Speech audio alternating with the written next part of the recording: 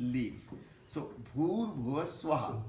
In all these lokas, all these astral levels of life, Bhur Bhuva Swaha Tat Savitur Varenyam. Now they are trying to search in all these three loka who should be worshipped. Who is the ultimate worshipful one? Whom all will worship? Who is that one in all these three astral planes? Who is the one who has to be worshipful by one and all? Varanya Bharga means who is to be worshipped as the ultimate worshipped one. Okay? That's the Varanya. Om Tat Savitur Varanyam Bhargo Devasya Dhimahi Dhiyo Yumnaha Prachodayat. And that one is worshipped by all the sages and saints. Who is that one? And then finally, here the Rishi is asking, is a prayer, and it's praying for something very unique, and that is Dhiyo Yonaha Prachodayat. It's asking for Dhi. But you could say that asking for Dhi is asking for Buddhi. That, oh Lord, give me Buddhi. Here the Varanya Varga is the light. The light could be, the source could be the sun, because sun sustains our existence. Or it could be that light which even lights the sun. Yeah. Or millions of suns in the astral planes. Here the whole idea is that the Divine Mother, Savitur, is the Divine Mother who is the source of all light, of all existence. So I'm only worshipping the light. Thus we all humans become worshippers of light. Not any form. We are essentially becoming worshippers of light, because light dispels darkness. In a dark room, I could shout, I can't bear it, I'm afraid, I'm scared, I'm stressed. Nothing happens until such time somebody lights a small tiny little lamp. And in a second, a small dungeon which is dark for ages, any moment, even a small little match can light that, and instantly the darkness flees. It's not how many years it has been dark, but that moment it flees. So the whole idea is that Varanya Varga, we are basically worshipful of that divine light. But here, to that light I am praying, bestow upon me your grace, and that grace should come in the form of Dhi, which means I want that enlightened consciousness, that enlightened intelligence. The Buddhi is not ordinary intelligence, which discriminates. Ordinary intelligence, what it does? It discriminates. It says, you are so-and-so, you are so-and-so, you are so, oh, you are female, oh, he's male. Oh, this is a chair, oh, this is a room, this is a hotel. All these are Buddhi's work. But ultimately, the Buddhi that we are asking for is that enlightened consciousness, which the enlightened Buddhi, this enlightened Buddhi is Bodhi. I want to make a point here that when Gautam Siddhartha went through all his penances, at the end, when he ultimately attained to that state, he exactly found this. He found Bodhi. And because I'm sitting under the Bodhi tree, his intelligence reached the point of enlightenment. That flash, he became the enlightened one, or rather the awakened one. So Buddha is not the name of any person. Buddha is a state of consciousness. The same tone, each one of us, all the sages who have written, who have been the ones from which the Vedas have been born, they attain to that state of consciousness where their Buddhi was no longer discriminating Buddhis, but their Buddhi was the enlightened Buddhi, which is like the Bodhi. So we are praying to the Divine Mother that we don't want from you this ordinary Buddhi. We want from you the Bodhi, so that at least we see the oneness of existential reality, so that we know that there is nothing to fear about, there is nothing to gain, there is nothing to lose, there is nothing to be greedy about, there is nothing to be needy about. Everything is there in this universe, and that is there in my existential being, in my inner self. And that's the reason anyone who ultimately, as I said, that in the University of Wisconsin, when some monk was brought in and he was asked to sit down and meditate. Within few minutes time, they were baffled to see, oh my goodness, what's happening?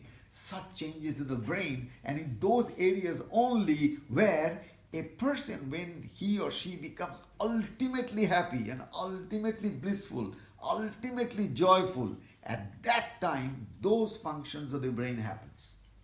They know it, and they found this man is just sitting quiet, and here those areas of the brains are activated naturally by that particular meditation, which shows that he is in a state of ultimate happiness. But this man is doing nothing. How could he attend? He's not attending a party, he's not dancing, he's not eating, he's not doing anything. No activity whatsoever. He's just sitting. But then it comes to our understanding that meditation alone can give that ultimate glimpse of the Bodhi, where the ordinary intelligence could, over a period of time, as it is taken through this concept of meditating and prayerfulness and gratitude and surrender and love to the Divine Mother, to the Divine, the Lord of Lords, the more we open ourselves in prayer, gradually our inner mind gets cleansed.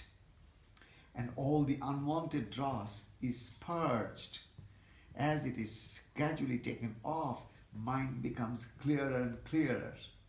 As the mind becomes clearer, as it is always being said by the greatest saints, it's very similar to a mirror. If a mirror is coated with old dust, even the best of mirror is of no use because we cannot see our reflection in it. If I stand before a mirror which is coated with dust, even if it is the best Belgium glass, it's not going to reflect anything in me. But the moment I start to clean it little by little by little, over a period of time, the moment the whole mirror is cleansed, I see a beautiful image of myself. In the same manner, I cannot see myself for the simple reason that my whole focus is focused outside. And that is bringing all the dross from the negative world and is creating the coating, creating a film, creating all the dust and depositions over my mind. And as a result, whenever I sit to meditate, my mind goes all over. Because that has been the training which I have given to my mind. I have never allowed my mind to come to a stillness. I have always allowed my mind to know the whole world through books or through listening or through whatever. But I never allowed my mind to settle down in its own state. Like a glass of muddy water, if you allow it to settle down over a period of time, the entire mud settles to the bottom. But if you keep on shaking that bottle in order to drink, you can never drink in your whole life. But if you allow it to settle on its own accord, a time comes when all the mud deposits to the bottom and you can drink fresh water. There's nothing wrong. In the same manner, just as a glass can be cleansed and then you see a beautiful reflection, just as a beautiful glass of water, the mud settled on its own, can be drunk by anyone, so also we can have the ultimate bliss of life, the enjoyment of happiness, provided we allow every day, we create time when we just do nothing but sit down with our body and just relax our whole body. Because I want to make a point to you, relaxation is the gateway to ultimate wisdom. If you want wisdom to dawn in you, you have to have a relaxed body and a relaxed mind and a rhythmic breath. So if you allow your body to relax by auto-suggestion, as if you are scanning your body with your inner eye and relax the body, wherever you take your consciousness, it relaxes. And as your body is completely relaxed, then you just breathe consciously and breathe consciously. As you do it again and again, gradually find you are going into a different level of awareness or consciousness. As your consciousness is lifted up, you are able to connect to higher forces, to higher energy fields, and automatically you can download all the best of the gifts and grace from the Divine Lord. So this is a kind of a regular process of cleansing. Essentially, it's an inner process of cleansing. We need to give this inner bath every day, at least for half an hour in the morning, half an hour in the evening. This is a beautiful time for anyone to just sit quiet and reflect within word and just allow things to happen without causing it to happen, without any efforts for whatsoever. You are not even trying to concentrate. Don't even try to concentrate. Meditation is not concentration. Meditation is pure relaxation. You are just trying to relax. And maybe you are just giving some auto-suggestion of relaxation. Because the beauty is this, when you gradually go into a state of relaxation, automatically things start to happen. Because the moment you go into relaxation, your mind starts to work in a different plane. So, keep in mind, I think we are too late, running too late, we have to go now. In short, in 2 words, what you can do is that, please make sure you have at least 2 or 3 glasses of water every morning. All of you. Empty stomach. First thing in the morning. I tell you, for health, you have to make it your daily practice. First thing in the morning, 2 to 3 glasses of water depending upon your capacity, but you have to cleanse your kidney, you have to flush your bowel, you have to give really good food to each of your cells, and that's the way to go. First thing, and then after you are done your morning rituals, then you just have some time, either in the garden or anywhere, just stretch your body. It's almost like stretching your body is like tuning your body with the universal body. It's not only you have a body, the whole universe is a body. If this is your body, then the universe is the body of God. If I'm breathing, then let me also understand I am not breathing because I cannot breathe alone. If the trees are not there, I cannot breathe. So I am not breathing, the trees are breathing, the clouds are breathing, all natural forces are breathing. I am not breathing. I think I am breathing. That's a myth. That's a gross misconception that I am breathing. I am not breathing. I have no capacity to breathe. The only thing that breathes is the divine in me breathes. Can I ask a question? Yes. When it's